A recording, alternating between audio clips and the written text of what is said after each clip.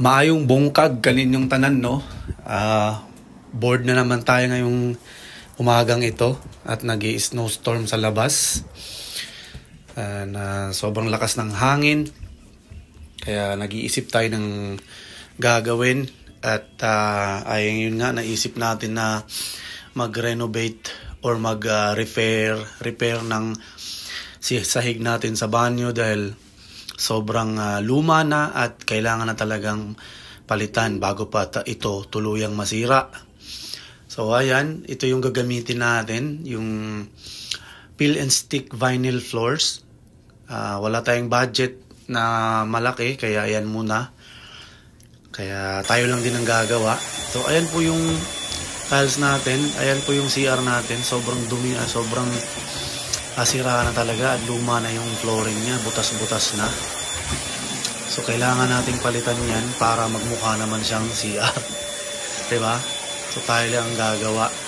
So time-lapse muna tayo para makita nyo kung paano ko siya ginawa. Napakadali lang niyang gawin. Kailangan mo lang talaga ng oras, effort, tsaka patience. Tsaka syempre kailangan mo ng magbabantay ng anak mo para hindi mangulit habang ginagawa mo yan. So ginawa ko siya mga 2 oras. First time kong gumawa ng ganitong renovation kasi hindi naman talaga ako mahilig sa magkakalikot. So naisipan ko lang siyang gawin kaysa naman tumunganga at mag-cellphone maghapon. So tingnan natin kung anong kalalabasan. Kasi alam mo, nasa YouTube na lahat ngayon yung mga tutorial kung paano mo gawin. So ayan na po yung finished product niya. Kanina butas-butas po yung sahig. Ngayon nagmukha na po siyang CR. So ang next po natin gagawin ay yung dingding. Palitan naman natin ng wall peel and stick na vinyl yan para talagang tuluyan na siyang mag-iba ng itsura. Hindi na siya luma at pangit tignan.